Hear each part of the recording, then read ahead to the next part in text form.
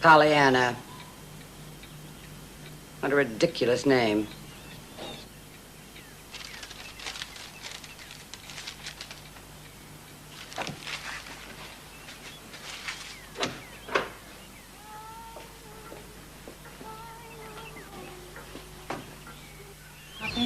Nancy. Yes, ma'am. Nancy, when I'm speaking to you, I expect you to stop whatever you're doing and listen to what I have to say. Yes, ma'am. I was only keeping on with my work because you specially told me this morning to hurry with my dishes. I didn't ask for explanations, Nancy. I asked for your attention. Yes, ma'am.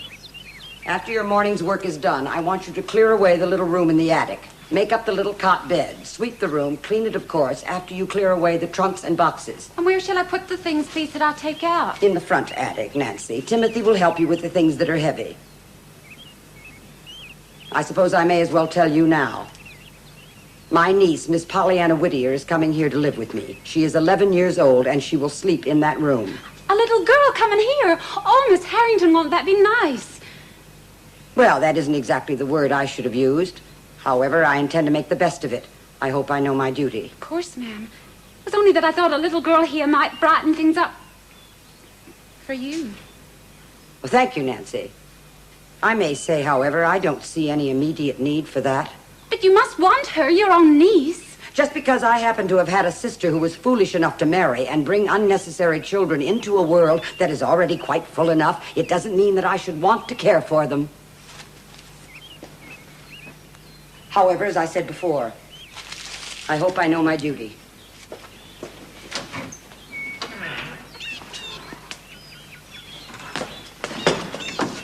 Mr. Tom, did you know? What?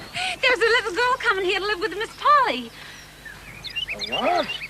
A little girl to live with Miss Polly. Oh, me, you're joking. You'll be telling me the sun's gonna set in the east tomorrow. But it's true. She told me so herself. It's her niece. Her niece? I wonder. That must be Miss Jenny's little girl. There weren't none of the rest of them married. Miss Jenny? The old master's eldest daughter. Angel out of heaven she was. She was 20 when she married and went away from here. Married a young minister and went out west. Real poor the young fellow was. The family couldn't abide him. Because he was poor. Miss Jenny could have had her pick among the rich families round about. But she followed her heart. That was long years ago. Poor Miss Jenny. Her babies all died, I heard, except the last one.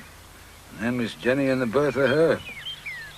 That must be the one that's coming. She's 11 years old. She would be. Why is she coming here? I don't know. Miss Polly didn't say. She just said she was coming to live. Poor little mite. Why'd you say that? She's going to sleep in the attic, that's why, when there's a house full of rooms to choose from. I wonder what Miss Polly will do with a child in the house. Nancy! I'm wondering what a child will do with Miss Polly in the house. Nancy! Timothy, put all these things in the old stable. Yes, ma'am. Be sure you clean the corners, Nancy. Pretty place this to put a homesick child. Clean the corners indeed. Just wish I could dig out the corners of her soul. Plenty of them need cleaning, all right. Old frozen face. She'll hear you and be up again. I don't care. Well, you ain't frozen anyway. I'm glad to see. All right, that's enough. You get on with your work, Master Timothy. Gee, it's hot in here. Where's my stable? You're right about sticking a child in there. You best shut that window before we go down. Miss Polly can't abide open windows. There's a lot Miss Polly can't abide. There's no pleasing her nohow, no matter how you try. Well, why do you stay then? I wouldn't, if it weren't for the folks at home needing the wages. But someday I should just boil over, and when I do, it'll be goodbye, Nancy.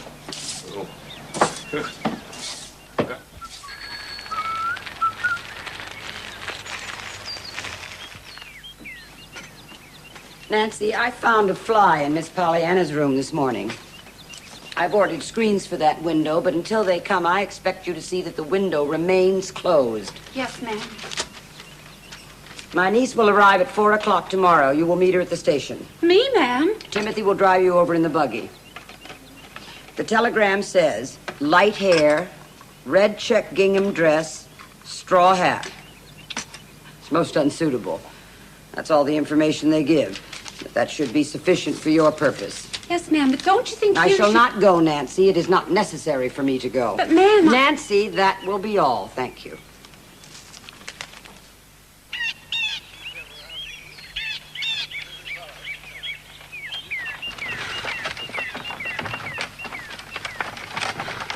Light hair, red check dress, straw hat. Ain't you memorized it yet? You must have said it about 100 times. You keep interrupting, I keep forgetting. I hope for her sake Miss Pollyanna's quiet and sensible, and don't drop knives or bang doors. Well, if she ain't, we'll all suffer for it. Imagine Miss Polly with a noisy kid. Golly, there's the whistle. Go on, get him.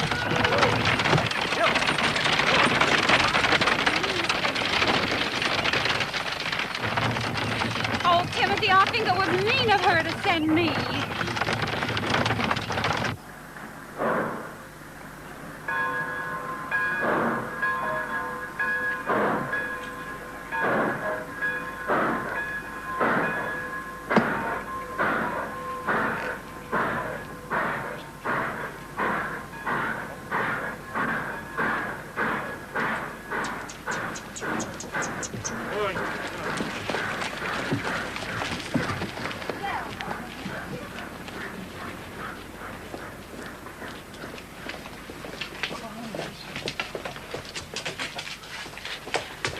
Are you Miss Pollyanna? Oh, I'm so glad to see you. Of course I'm Pollyanna. I'm so glad you came to meet me. I hoped you would. You did? All the way here I've been wondering what you look like. And now I know. And I'm glad you look just like you do. This is Timothy. Hi, Timothy. Hi. That's your trunk? Yes, isn't it a beauty? The ladies, they bought it for me. Wasn't it lovely? I wanted a carpet so. A carpet? Of course, I don't know how much carpet a trunk could buy, but it ought to buy some. As much as half an aisle, don't you think? Half an aisle. I ought to have explained before. Mrs. Gray told me to at once. What does their gingham dress I mean and why I'm not in black? She said you'd think it was queer, but there weren't any black things in the last mystery bell.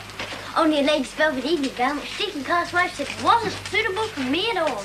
Besides, it was worn at the elbows and the bottom was all shiny as well. Part of the ladies said wanted to buy me a black dress, but the other part thought the money ought to go towards the red carpet they're trying to get for the church, you know.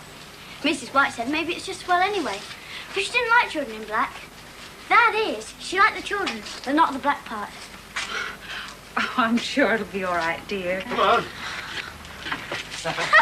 Hey! Oh, Hey! There you are.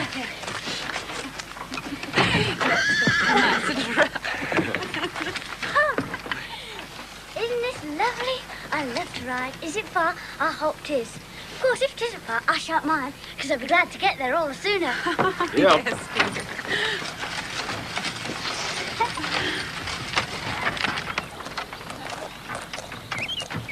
What a pretty place. Of course, I knew it was going to be pretty. Father told me. Of course, it would be even harder to be glad in black. Glad? But Father's gone to heaven to be with Mother and the other children, you know. Oh, your father's dead. Yes, that's why I'm here. Before he went to join Mother and the others, he said I must be glad. But it's been pretty hard, even in red gingham. You see, I wanted him so. But I'm sure it'll be easier now that I got you, Aunt Polly. I'm so glad I've got you. Oh, but I ain't your Aunt Polly, dear. You aren't? No, I never thought of you taking me for her. We ain't a bit alike. But who are you then? I'm Nancy, the hired girl. But there isn't Aunt Polly. Oh, you bet your life there is. Oh, that's all right then. Do you know, I'm kind of glad she didn't come to meet me after all. You are? Yes, it means that I've still got her coming. And I've you besides. Well, I call that a pretty slick compliment. Why don't you thank the little lady? I was thinking about Miss Polly.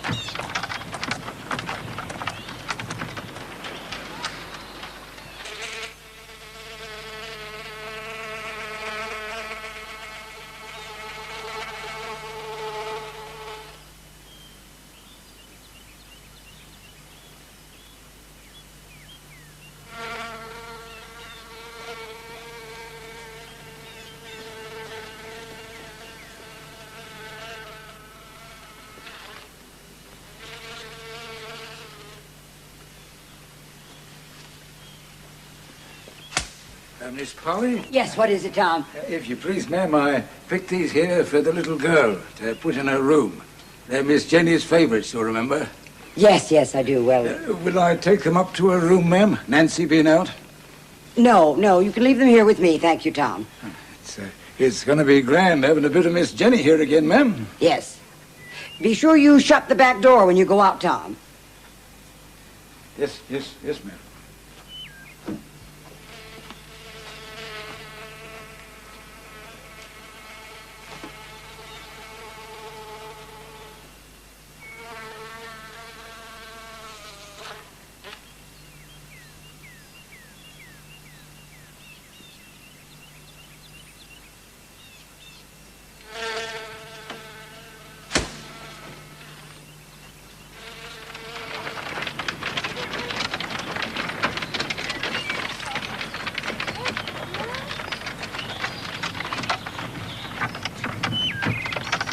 Is Aunt Polly rich? Yes, miss. Does she have ice cream on Sundays? No, miss. Your aunt don't like ice cream, I guess. These ways, I never saw it on a table. Fancy. Well, I can be kind of glad about that, because the ice cream you don't eat can't make your stomach ache. Maybe Aunt Polly has carpets, though. Yes, she has carpets. In every room? Well, in most every room. I'm so glad. We didn't have any carpets, only 2 little rugs that came in the mystery barrel, and one of them had ink spots on it. Does she have pictures? Why, yes. I'm so glad. We didn't. They don't come in barrels. Do you know, I'm just longing to see Aunt Polly. She's all the folks I've got.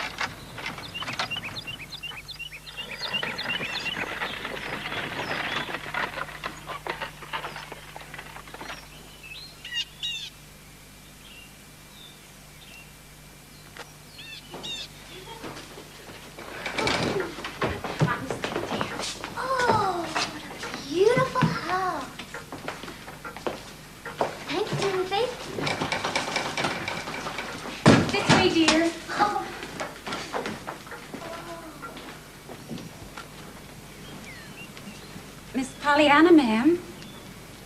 How do you do, Pollyanna? Oh, Aunt Polly.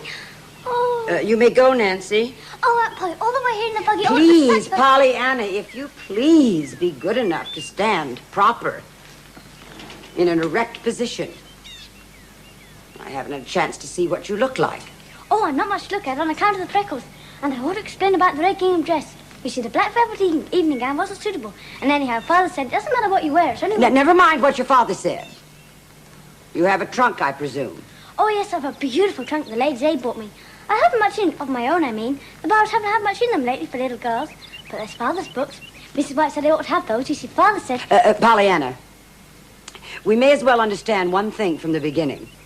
You will not speak to me of your father in this house. Now, we'll go upstairs to your room. I assume Timothy has taken up your trunk? You may follow me, Pollyanna.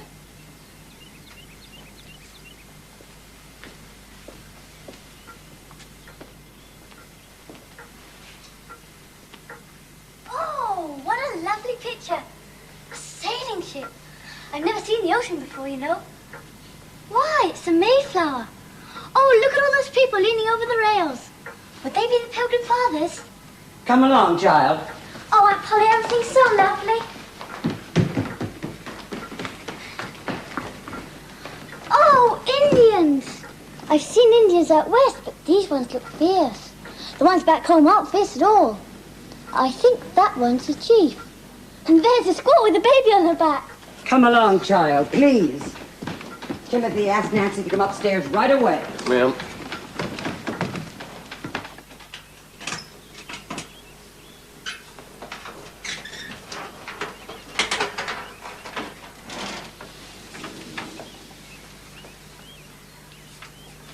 Oh, Father.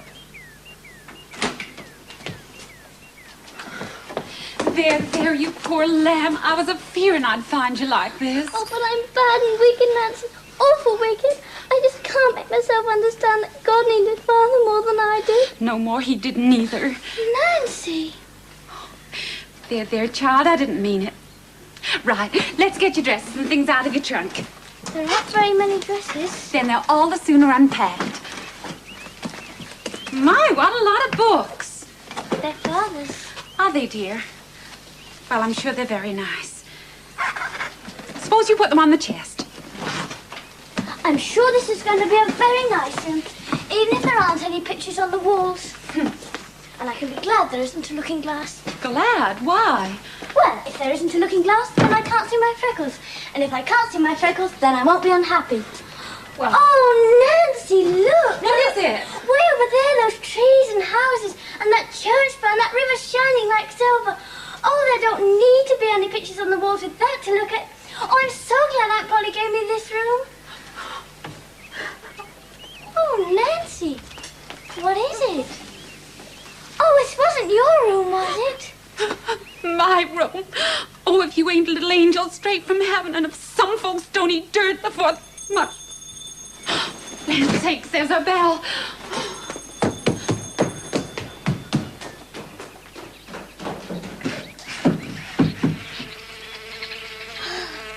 That's better.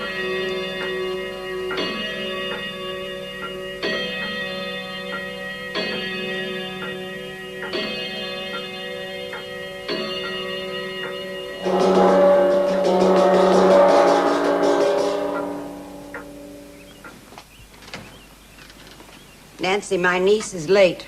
Yes, I might just go and see where she... No, there's no need to call her, Nancy. I told her what time supper was. Now she'll have to suffer the consequences. Maybe she didn't hear the gong, ma'am. Of course she did. And the clock's striking 6. But, ma'am, the little dear's had a terrible long journey. She maybe lay down in the bed and fell asleep. Shouldn't I go up and rouse her? No, Nancy. We will have to start as we mean to go on. She will have to learn at once to be punctual. Yes, ma'am. She did. Heart of stone, that's what she's got. Well, what's up now? Sitting there wolfing her supper while that poor lamb's grieving her heart out upstairs. Grieving, is she? Either that or she's asleep. She may even be ill. She may be ill. All right, stop fussing. We'll go see. She won't let me. Says the child must learn to be punctual. All that long journey and then no supper. It's wicked. Wicked. You go on up to her. Go on. Do you think I dare? Well, you get no peace if you don't. Neither will I. Neither will I. All right. Well.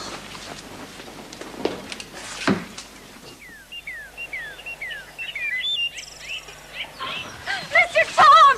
Mr. Tom, that blessed child's gone. Oh, 'tis my belief she's been snatched up to heaven where she came from. Snatched up to heaven. She ran through here not 10 minutes past. She did? You'll find her over there somewhere.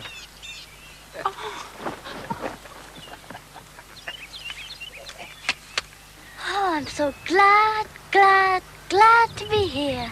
Pollyanna! Oh, Pollyanna. Land's sakes, Miss Pollyanna, what a scare you gave me.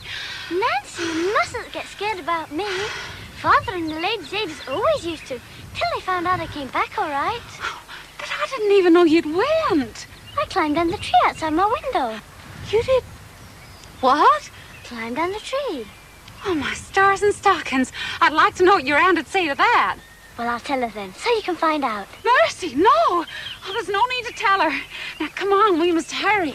But Nancy! We've got to go back and get... She's got Jen on the ticket. Oh, yes. Nancy! Nancy, Yes, ma'am? I've been ringing this bell for several minutes. Beg pardon, ma'am. 'Twas the pudding. The jelly had to set, you see. And then there was the decorating. It's a special pudding, ma'am. Don't you like the look of it? There was no need to make such an elaborate confection, Nancy, particularly since the preparation of it seems to have flustered you so. It was for the little girl's first evening here, ma'am. There you are, Pollyanna.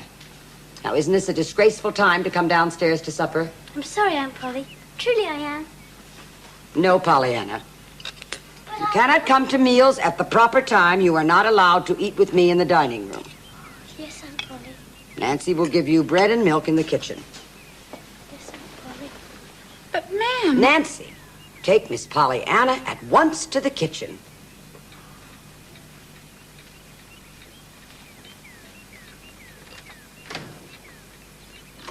Nancy.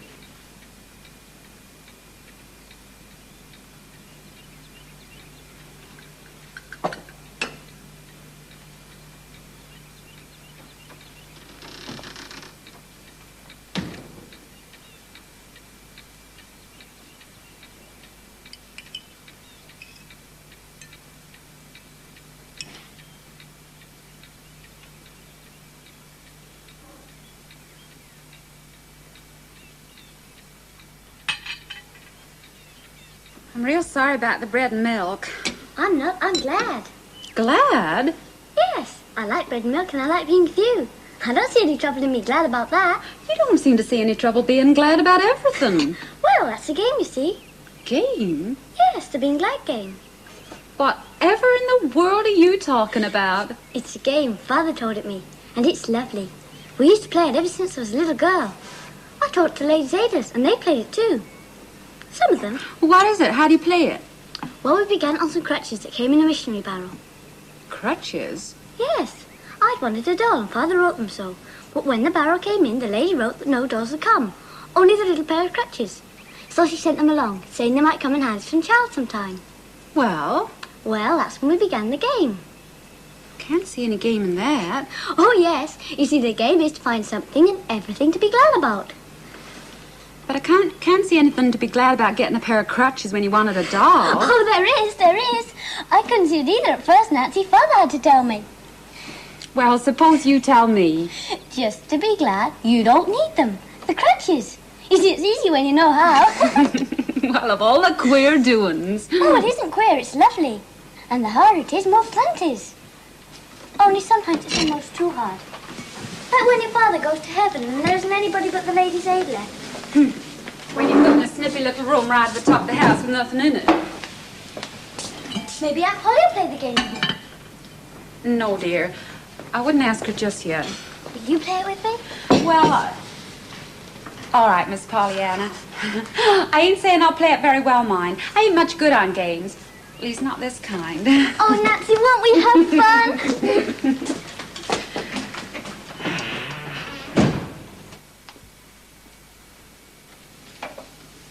Have you had your supper, Pollyanna? Yes, thank you, Aunt Polly. I'm sorry I had to send you to the kitchen, but I do feel... I like bread and milk, and Nancy too. Don't feel bad about it one little bit. Who's this, Aunt Polly? Why, I believe it's you. My, you were pretty. Do you have a picture of my mother? No, not here. Was my mother pretty? Father said she was ever so pretty, the prettiest... It's time you were in bed, Pollyanna. You've had a hard day, and tomorrow we have a lot to do. Oh, what pretty flowers. Yes, they're for you. For me? Oh, thank you, Aunt Polly. My gardener picked them. They were his idea. He picked them specially for me?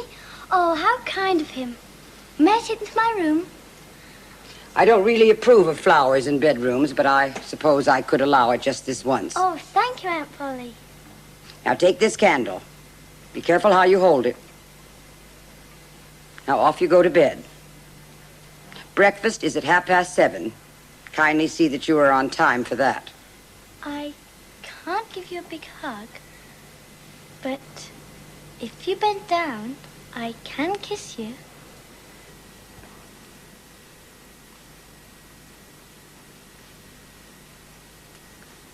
Good night, Aunt Polly.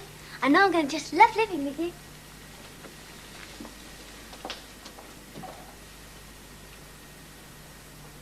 What an extraordinary child. And God bless Aunt Polly.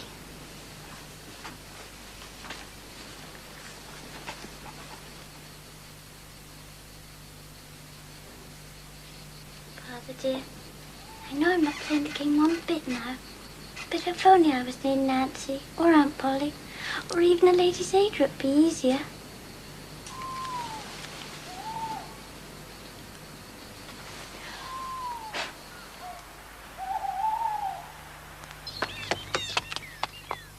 I reckon I'm glad to be alone this morning. Pollyanna, is this the usual way that you say good morning? No, only when I love folks, then I just can't help it. I saw you from my window and got to thinking how you weren't a Lady's Aider. but my real true aunt. And I had to come down and hug you. You'll finish the roses this morning, Tom. Yes, ma'am. Don't be late for breakfast, Pollyanna, will you? I won't. Do you always work in the garden, Mr. Tom? Yes, miss, for nigh on 40 years. You're so like your mother, little miss. I used to know her when she was even littler than you. Oh, you knew my mother? Oh, please tell me about her. That gong means breakfast. Best please your aunt by going in. We'll have that talk by and by. You count on it, we will. You won't forget? I won't.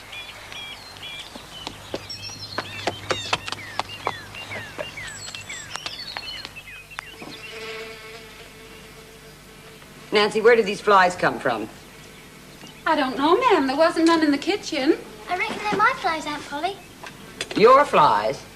Yes, there were lots upstairs this morning. They were having a beautiful time. Where did they come from, Pollyanna? From outside, of course. Through the window. Do you mean to tell me you opened the window without any screens? There weren't any screens there, Aunt Polly. Nancy, you may set the muffins down. Go at once to Miss Pollyanna's room. Shut the window, shut the door also. When your morning's work is done, go through every room in this house with a fly swatter. See that you make it a thorough search and that no fly escapes you.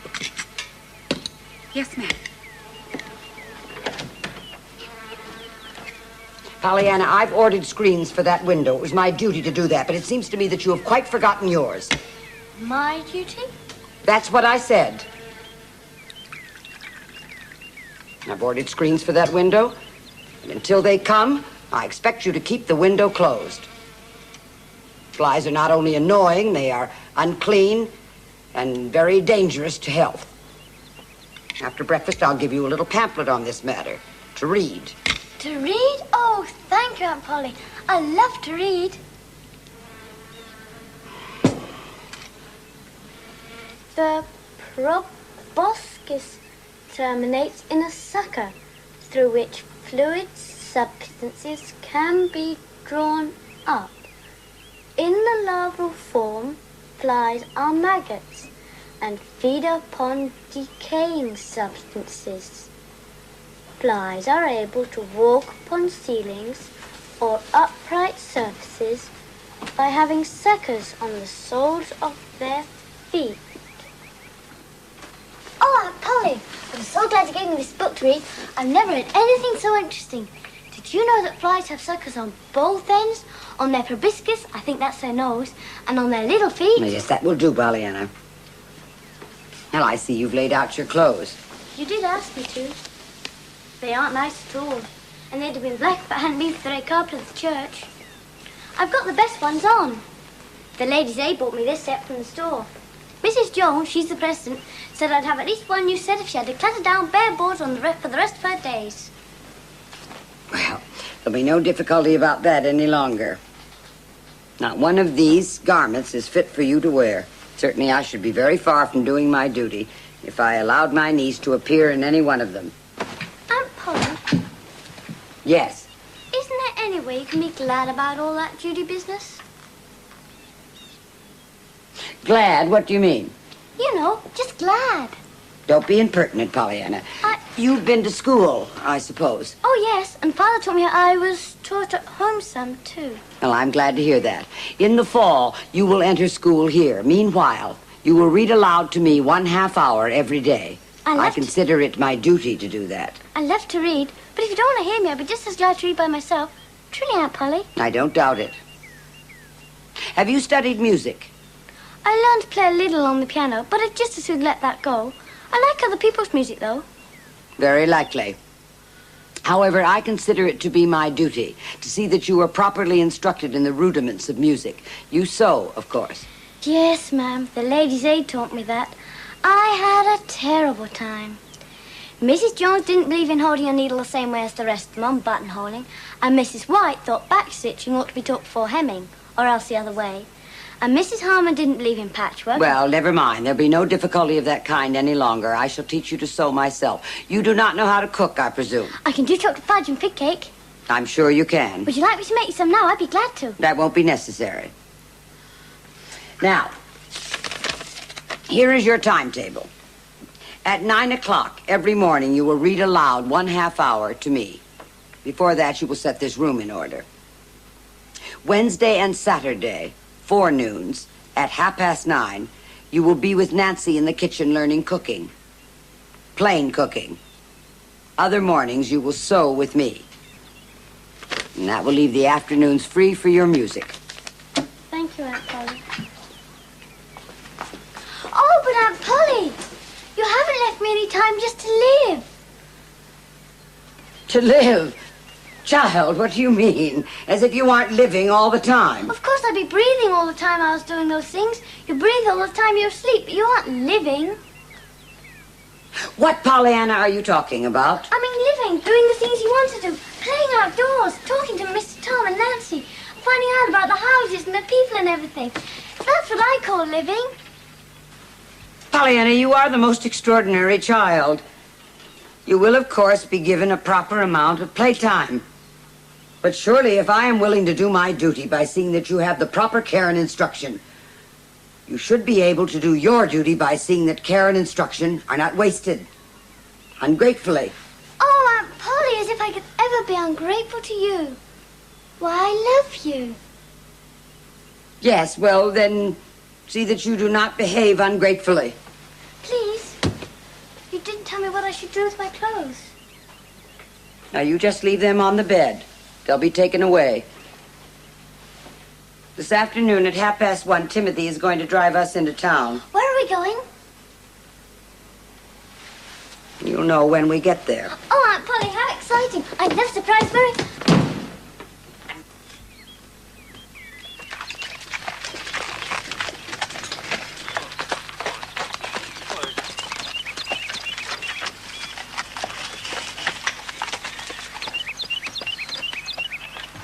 I'm glad you didn't tell me where we were going, Aunt Polly.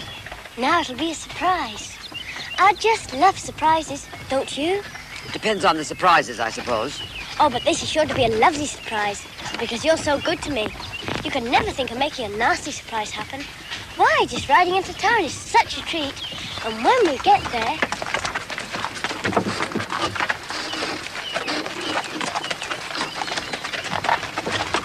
Who's that man, Aunt Polly? Nobody we know. He turned his back on us. Turn around and face front, Pollyanna. You see, when you haven't had anything but what comes and miss me about, it's perfectly lovely just to walk in and buy stuff that's brand new and doesn't have to be tucked up or let down because it doesn't fit. I've never had patch with frills on before.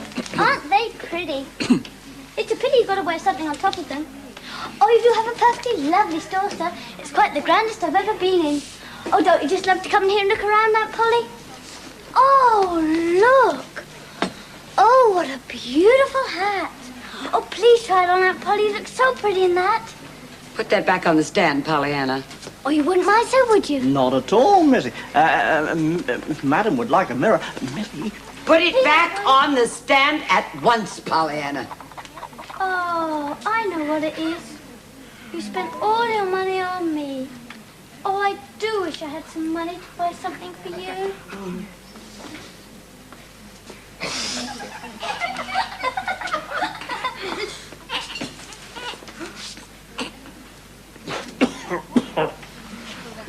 Then that will be all, madam? Yes, that will be all.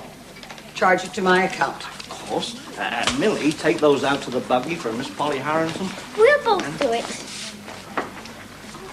How's your mother, Millie? Much as usual, thank you, ma'am. Come along, Pollyanna. Good day. Goodbye, sir. Yes. Thanks for your kind attention. Goodbye. The red gingham's quite pretty, but it's too small for you, Nancy.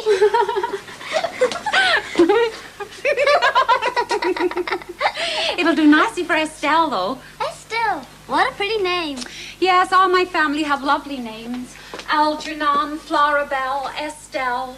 But I'm just Nancy. I hate Nancy. But I love Nancy. Nancy's you. I guess you could learn to love Clarissa Maybelle just as well. I think that's a lovely name.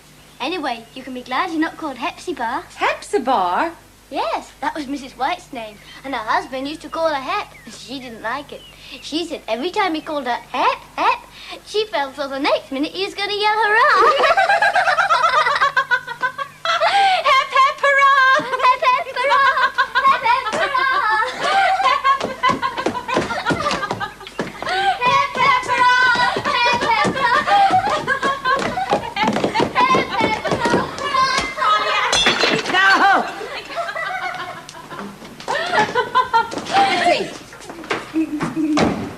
is the meaning of this disgraceful noise?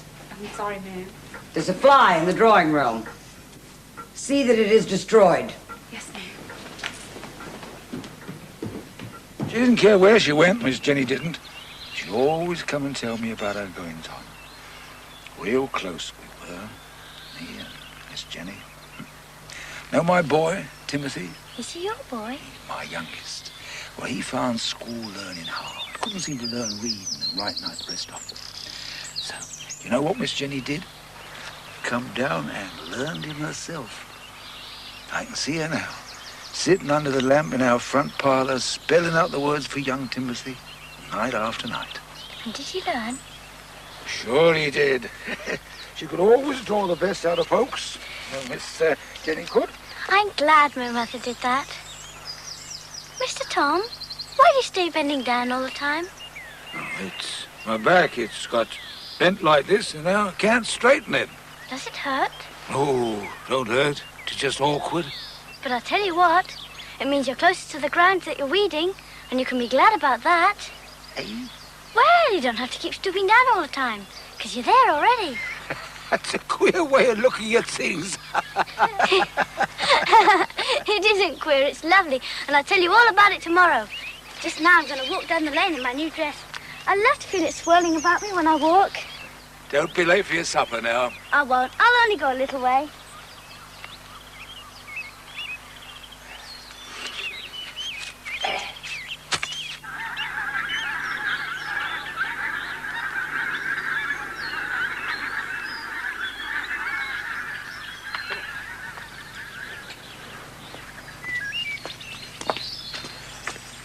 How do you do, sir? Isn't it a nice day?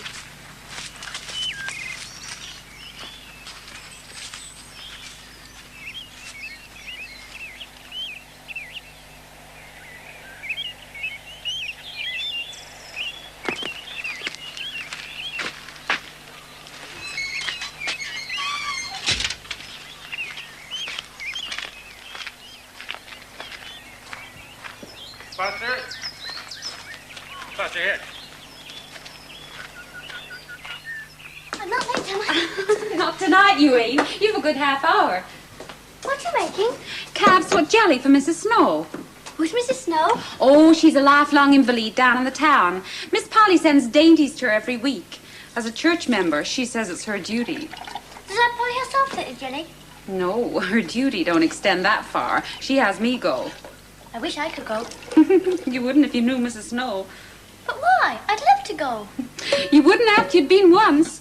I pity her daughter Millie what has to take care of her. But why, Aunt Nancy? Nothing that's ever happened has happened right in Mrs. Snow's eyes. Even the days of the week aren't run to her mind. If it's Monday, she wishes 'twas Sunday. And if you take her jelly, she'll tell you she want a chicken. But if you did take her chicken, she'd be just hankering for lamb broth. What a funny woman. I love folks who are different. I'd love to go see her. Well, Mrs. Snow's different, all right. I hope so for the rest of us. May I go, Nancy? Then you can take the clothes home. Well, it'd be a treat to get out of it, I don't mind telling you. And more than a treat to pay a surprise visit home. But your aunt would never let you go. I'll go ask her. You'll be wasting your time.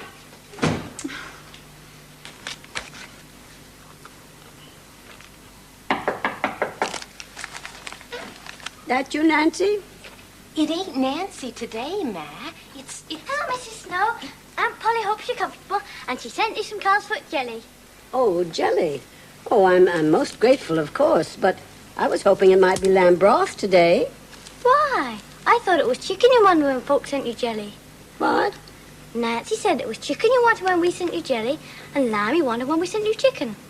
Maybe it was the other way round and Nancy forgot. Well, Miss Impertinence. Oh, no, that isn't my name, and I'm glad it isn't. That would be worse than Hepzibah. Who are you? I'm Pollyanna Whittier, Miss Polly Hindhouse's. I've come to live with her. That's why I'm here with the jelly this morning. Oh, your aunt's very kind, of course. But my appetite's not good this morning, and that's why I was hoping for the lamb. I missed my nap this morning. Nellie Higgins next door has started piano lessons, and her practicing drives me wild. All morning long she was banging away at the piano every minute, and I'm sure I don't know what I shall do. I know, it's awful. Mrs. White, she was one of my ladies' aiders. She had someone practicing the violin, and she had rheumatics too at the same time, so she couldn't thrash around. She said it would have been easier if she could. Can you? Can I what? Thrash around, move, you know, so as you can change your position when the music gets too hard to stand. Well, I can move in bed. Well, you can be glad about that then, can't you? Glad? If you ain't an amazing young'un. Look, go to that window and draw the curtain. I want to see what you look like. You can't thrash around when you've got rheumatics, so you wanted something awful, Mrs. White says. She reckons she'd have gone crazy if it hadn't been for Mr. White's sister's ears. Mr. White's sister's ears? Well, she was deaf, awful deaf, Mr. White's sister was, and she came to help take care of Mrs. White in the house. Well, they had such an awful time trying to make her understand anything that every time the music started, Mrs. White felt glad she could hear it. Because she couldn't help thinking how awful it must be if she couldn't hear anything like her sister. There now. Oh, they didn't tell me you were so pretty. Pretty? Me? Why, yes, didn't you know it? No, I did not. But your hair's so dark and curly, and your eyes are so large, and you've got 2 little red spots in your cheeks. Why, Mrs. Snow, you are pretty. I should think you know it when you looks in the glass. Well, I ain't done much prinking before the mirror for the last 15 years. And you wouldn't if you had to lie here like I do. Why, of course not. But wait, let me show you. No. I reckon I'd just like to fix your hair a little before I let you see it. May I, please? Yeah, I suppose so, if you want to. It won't stay. Have you a comb? In there. Oh, I love to fix people's hair. Especially when it's so pretty. Well, I'll take it easy. Don't pull. Yes, that's it. There now. Just a moment.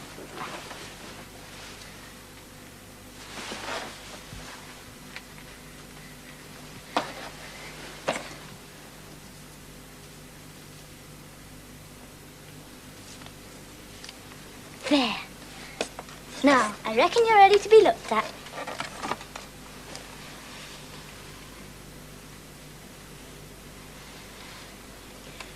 I like red pinks instead of pink ones. Oh, I just love your hair all fluffed out like that. Don't you? I know. It won't stay. Not with me thrashing about on the pillow as I do. I'm glad, because then I can fix it again. And I think you'd be glad it's black. Why? Oh, because black hair shows up so much nicer on the pillow than yellow hair like mine does. I never did set much store by black hair. Shows gray too soon. Oh, but I love black hair. And I'd be glad if only I had it. Well, you wouldn't. Not if you were me, you wouldn't. And you wouldn't be glad for black or anything, black hair or anything else. Not if you had to lie here all day as I do. I suppose it would be kind of hard to do it then. What would? Be glad about things. Be glad about things if you're sick in bed all your days? It would be hard then. Hard? I should say it is. If you don't think so, just tell me one thing to be glad about. I've got it. Eh? You can be glad that other folks aren't like you, all sick of bed. Well, I must go now, Mrs. Snow.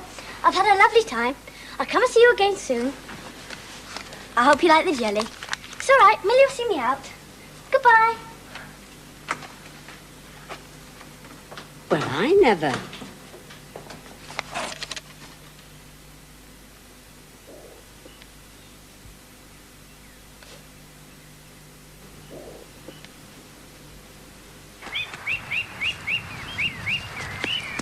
Good morning, sir.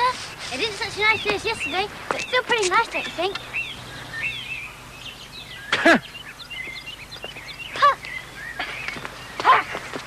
Why shouldn't the curtain be open? No reason at all, Mother. I was just remarking on it. No need for me to stay in the dark all the rest of my life just because I'm sick, is there? No, of course not. It's only... Well, you know, I've been trying to get you to have a lighted room for ages, and you wouldn't. It's that little Pollyanna, isn't it? She got round you. She's crazy. I should think someone might give me a new nightgown for a change instead of calf's foot jelly.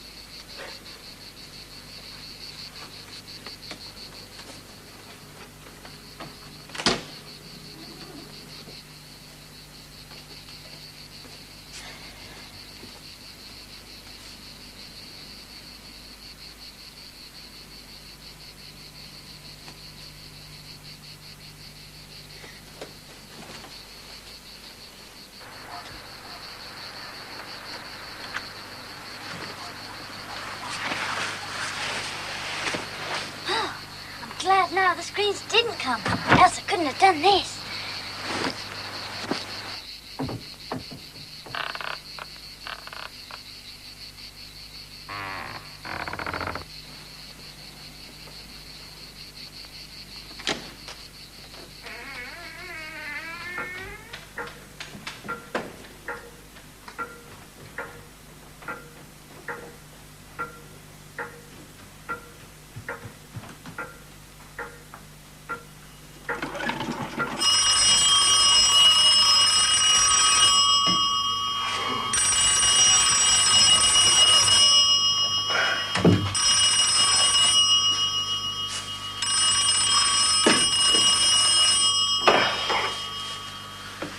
Stables? Yes, ma'am. Come quickly, you and your father. There's an intruder on the roof of the sun parlor. Hurry! An intruder?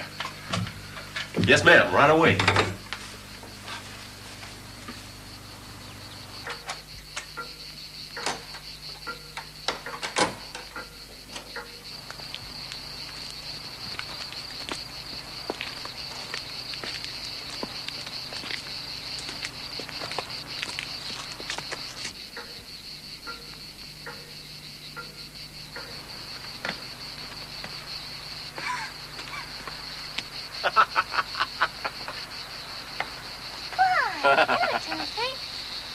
Mr. Tom! Pollyanna, what are you doing here? Don't all look so scared. I'm only here because I got so hot in there. And Pollyanna shut the door so those flies couldn't carry those germ things in. Yeah. I'll say good night then. Good night, Timothy. Tom. Good night.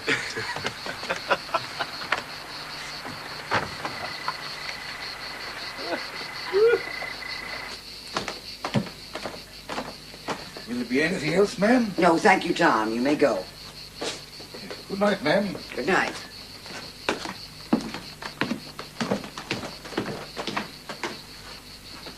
Pollyanna. Coming, Aunt Polly.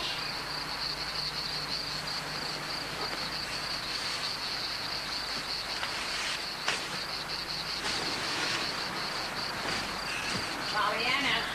Come in here at once. Hand me those bags and come in here at once. Oh, dear. It was so lovely and cool out there. Hang them up. For the rest of the night, you will sleep in my bed with me. You? In your bed? The screens will be here tomorrow. But until that time, I consider it my duty to see that I keep you where I know where you are. Oh, Aunt Polly, how perfectly lovely of you. My, I reckon I'm glad now those screens didn't come. Hello, Doggy. Didn't dress nice day yesterday, but it's still pretty nice, don't you think? Who are you? Why do you speak to me? I'm Pollyanna Whittier, and I thought you looked lonesome. I'm so glad you stopped. And now we're introduced, but don't know your name yet. You should find someone your own age to talk to. I'd like to, sir, but there aren't any around here. Still, I don't mind. I like old folks just as well. Well, of all the...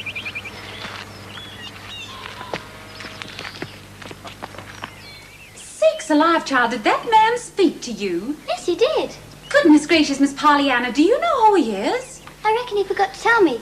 You see, I did my part to introduce him, but he didn't do his. If he never speaks to anyone, child, he ain't for years, unless when he has to for business and that. Who is he? He's John Pendleton. He lives all by himself in the big house on Pendleton Hill. He's a real sourpuss. He won't have anyone in to cook for him. Comes down to the hotel for his meals 3 times a day. I know Sally Mina, who serves him there. She says he hardly even opens his mouth, even to tell her what he wants. She has to guess it more than half the time. Only it'll be something cheap. She knows that without telling. I know. You have to look for cheap things when you're poor. Poor? Father and I took meals out a lot. We had beans and fish balls most generally. We used to say how glad we were we liked beans. Especially when there were all sorts of other lovely things on the menu. Like roast turkey. That was 60 cents. Does Mr. Pendleton like beans? Why, Miss Pollyanna, John Pendleton ain't poor. He's got loads of money from his father. There ain't nobody in town as rich as John Pendleton. He could eat dollar bills if he wanted to. He ain't spending his money, that's all. He's a saving it. For the heathen.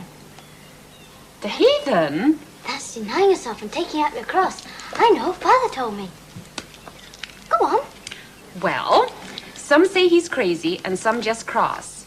And some say he's got a skeleton in his closet. And everybody says he's mysterious.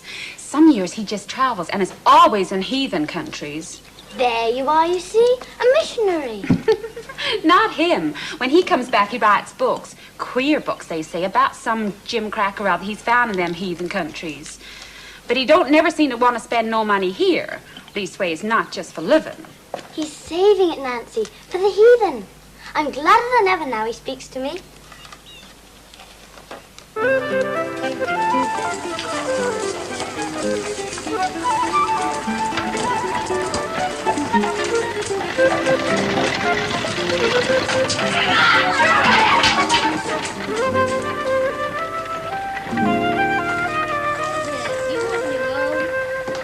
Hey, I leave that dog alone.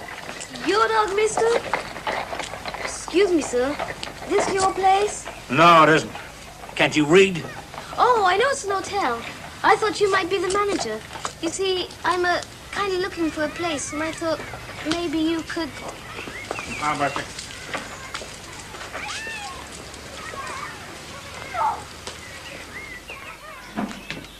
Timothy's fixing the screens in Miss Pollyanna's room, ma'am. Thank you, Nancy. Makes the room awful dark, ma'am. The child isn't up there that much of the time, Nancy. And now at least she'll get the air. Yes, ma'am, but she won't see the picture now, ma'am. What picture? That's what she calls a view from the window, ma'am. I see. You may get on with your work, Nancy. Thank you. Yes, ma'am.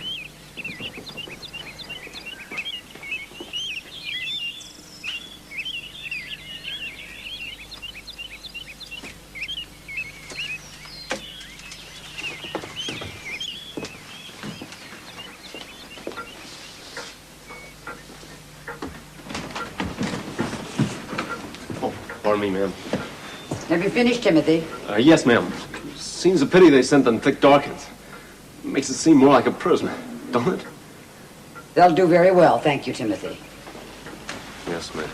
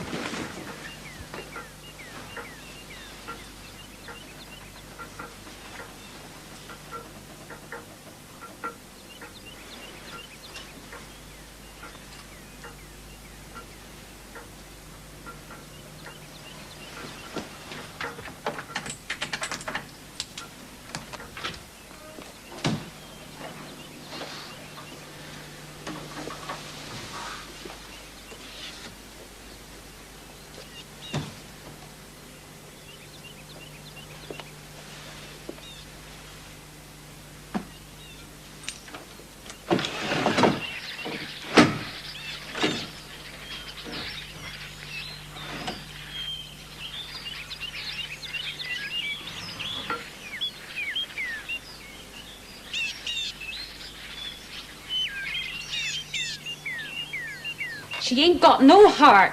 Just a lump of stone and there's nothing'll move it. My dad says everybody's got a breaking point. Not Miss Polly. You and me, Timothy, we break easily. But Miss Polly, oh no, she's unbreakable. Nancy, Yes, ma'am. you may move Miss Pollyanna's things down from the attic and into the old nursery. I've decided that she will sleep there for the time being. Yes, ma'am. After you finish your work here will do, Nancy. Yes, ma'am. Unbreakable? She is a bad after all. Timothy, Yes, ma'am. you have work to do, don't you, Timothy? Yes, ma'am.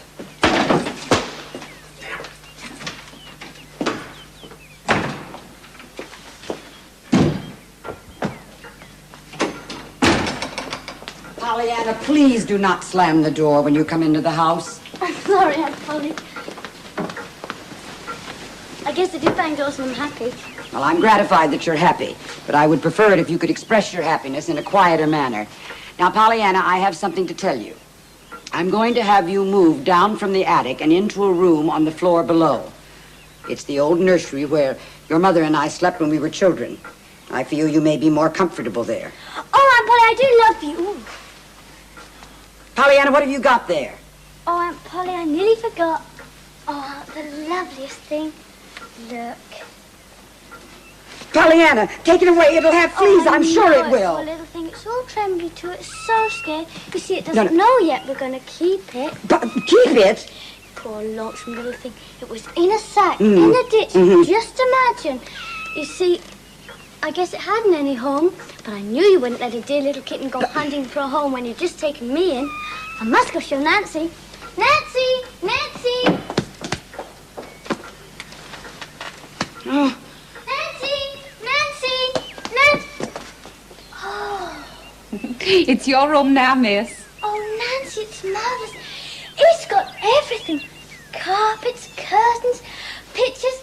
Oh, and the same lovely picture out of the window. Oh, Nancy, there's nobody in the world as kind as my Aunt Polly.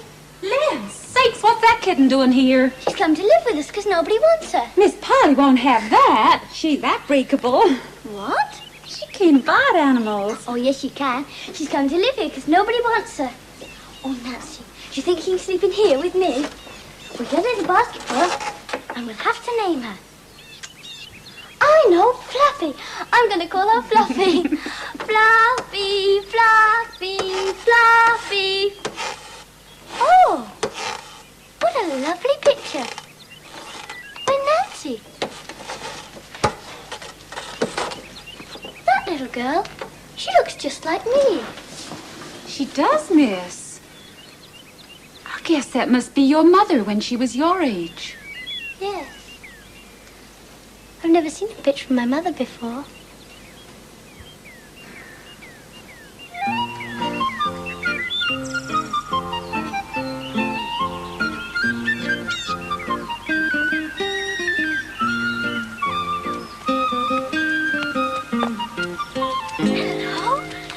Hello. My name's Pollyanna Whittier. What's yours? Jimmy Bean. I live at Miss Pollyanna's house. Where do you live? Nowhere. Nowhere? But you can't do that. Everyone lives somewhere. Well, I don't. Just now I'm hunting up a new place. Oh, where is it? Silly. As if I'd be hunting for it if I knew. Where'd you live before? If you don't beat them all for asking questions. I have to, as how can I find out anything? If you talk more, I wouldn't talk so much. All right, then. I'm Jimmy Bean, and I'm 10 years old, going on 11. I came here last year to live at the orphans' home, but, well, there's so many kids there ain't room for me, and I was never wanted there anyhow, I don't believe. So I've quit. I'm going to live somewhere else. But I ain't found the place yet. I'd like a home. A real one, you know, with a mother in it. If she has a home, she has folks. And I ain't had folks since my dad died. So I'm hunting now. I've tried 4 houses, but they didn't want me. So I told them I expected to work for my keep.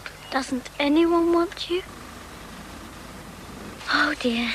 I know just how you feel. Gee, thanks. My father died too, and there wasn't anyone but the Ladies' Aid for me. Until Aunt Polly said I know just the place for you.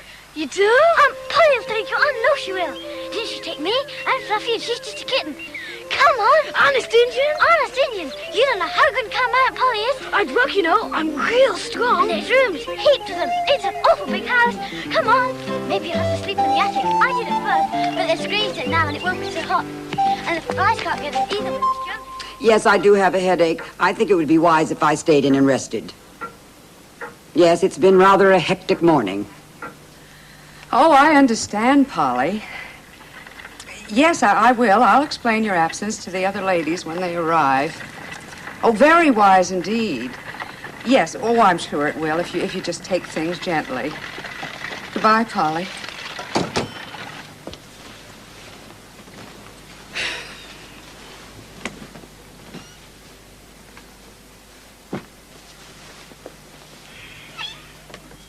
No! Polly, I've got something nice and fluffy for you to bring up. A real live boy. He won't mind a bit sleeping in the attic, and he says he'll work, but I should need him most of the time to play with, I reckon. Pollyanna, who is this dirty little boy? Jimmy Bean. What is he doing here? He's for you. For me? He wants a home and folks, so I brought him here. Pollyanna, this is the most absurd thing you've done yet. Bringing a flea-bitten kitten into the house was bad enough, but now a dirty little beggar boy off the streets, it's really too much. I ain't no beggar, Mom, and I don't want nothing of you. I was calculating to work for my keep. I wouldn't have come to your old house anyhow if this here girl hadn't made me tell me how you was so good and kind and how you'd be just dying to take me in. So there! Oh, Aunt Polly, I think you'd be glad to have him. I'm sure I should think you'd be glad to... Oh, Pollyanna, will you stop with that everlasting word, glad? Glad, glad, glad from morning till night. Why, Aunt Polly, I think you'd be glad to have me, glad. Oh, dear. What's the matter with you? I suppose you're glad about something, too. Jimmy Bean, Jimmy.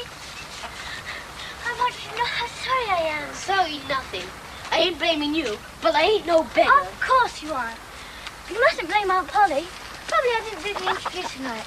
She is good and kind, really. I do wish I could find some place for you. Never mind. I guess I can find one myself. I ain't no beggar. Say, I'll tell you what I will do. The ladies' aid meets this afternoon. I heard Aunt Polly say so. So what?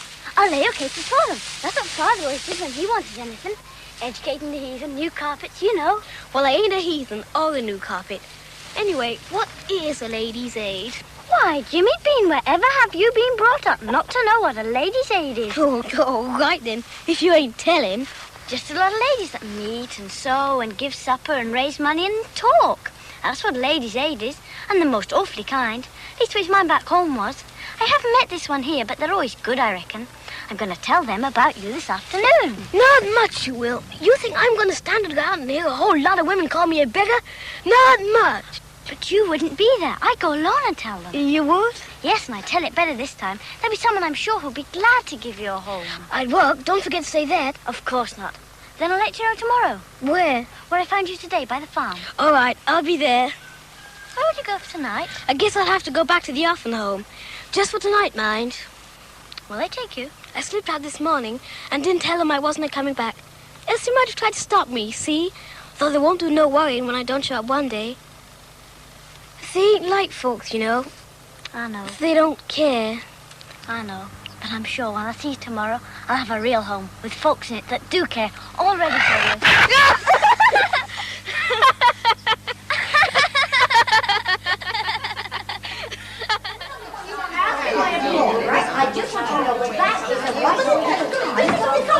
Now then, ladies. If you please, ladies. We will now discuss the items on the agenda today, ladies. Absolutely ridiculous. How do you do, ladies aiders? How do you do? Who are you, child? I'm Pollyanna with you, and I've come to lay a case before you.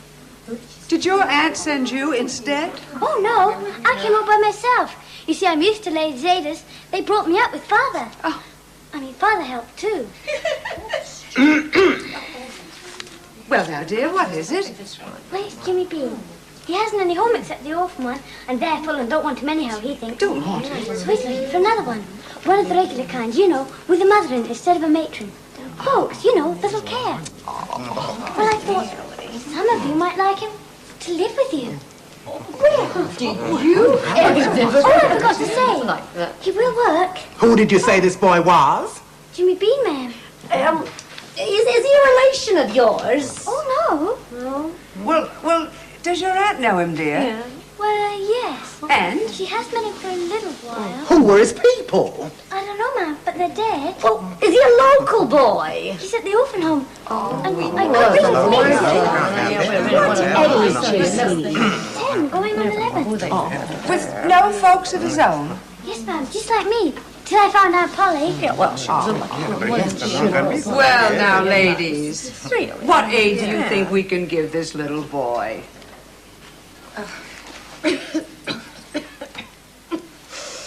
Mrs. Spencer. Oh, no, I couldn't possibly.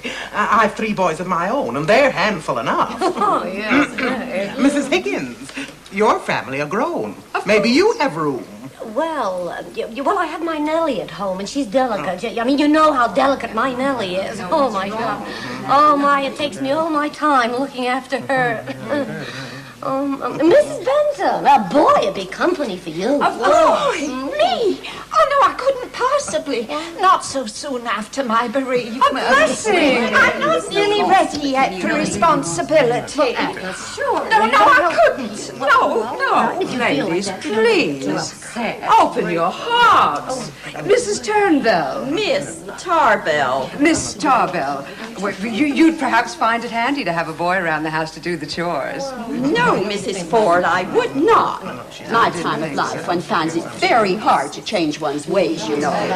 Do you think, ladies, that we as a society might adopt this little boy? See to his education, arrange for his vacations, his clothing, and so on? We certainly do have substantial funds. Maybe if we sent a little less to the missions in India this year. We couldn't do that. Why not? Why, I'd die of mortification if our donation was any less. We're quite famous for the amount we give. Our branch has the list on the report. It would be humiliation to let it drop. It must rise and grow. If there is a child in need, there are children in need in India. Those little Hindus, half-starved and naked. We've done more than our share. Remember those slides we saw? And the difference our donation made.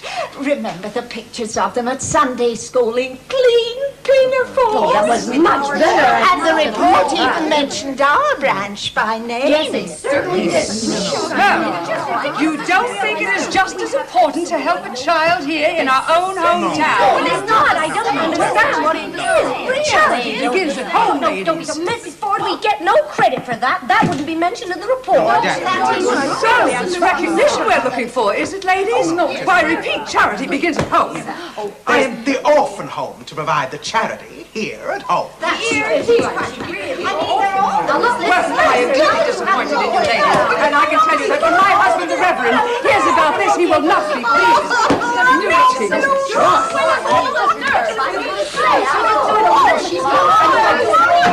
They said they had to send the money to the children in India, and there wasn't any left for home children. Not that it isn't good, of course, to send the money to the heathen, and I'm glad they sent some. But they shouldn't act as though children here weren't of any account. I'm sorry, Jimmy. I was so sure the Ladies' Aid could help.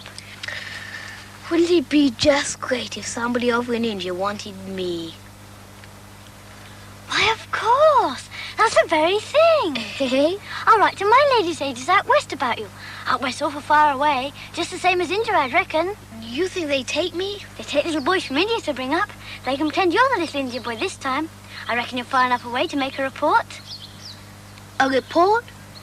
What's that? Oh, something that's very important to them. And you only do it with way-off children. Well, you're way off, Jimmy. I reckon you'd rate a report. You do? You wait. I'll write tonight. Well, don't forget side work. I ain't no beggar, and business is business, even with Ladies' Aiders, I reckon. Hello, Buster. Where's your master? I know his master. I ain't waiting to see him. What's the matter, Buster? Do you want me to follow you? Is that it?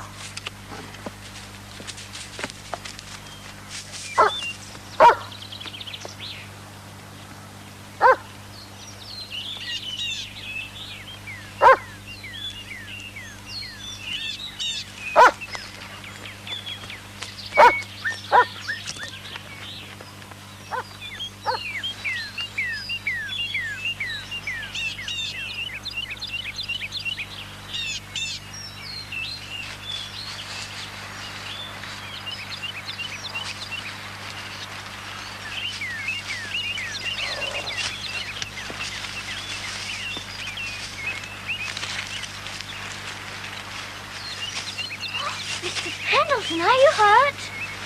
Hurt? Oh,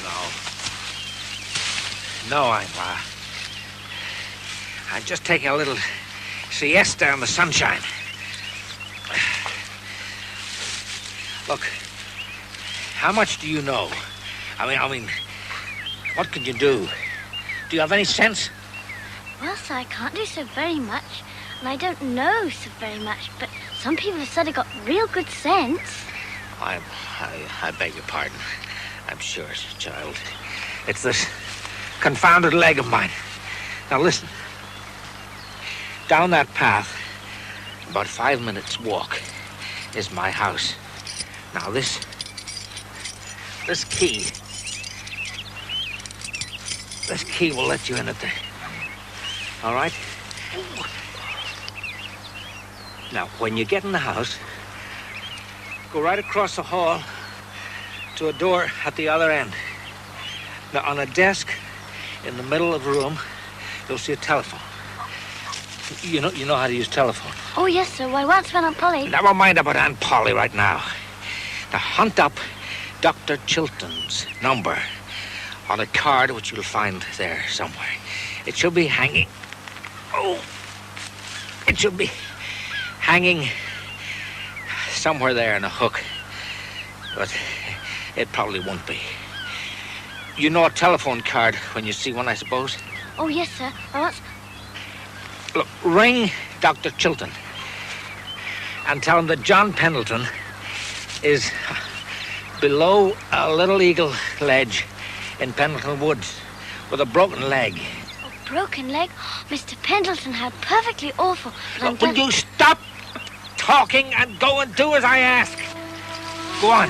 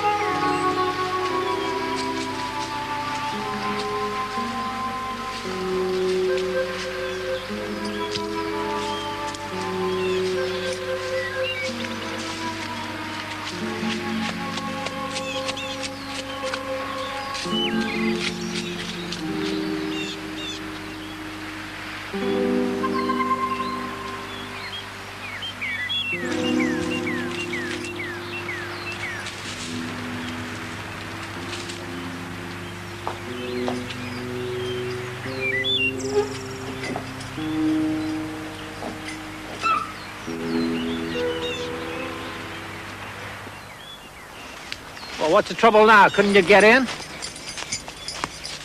course I could. I ran both ways. Well? The doctor will be right here with the men and things. He said he knew where to find you, so I didn't stay to show him.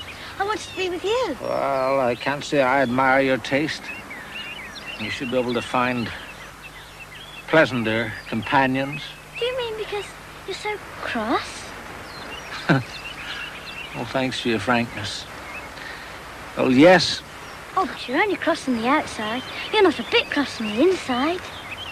Indeed. Well, how do you know that? Oh, lots of ways. Like the way you act with your dog.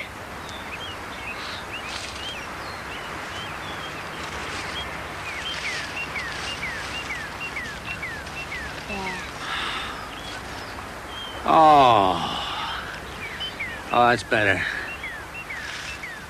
Oh, when will that doctor come? Will he never be here?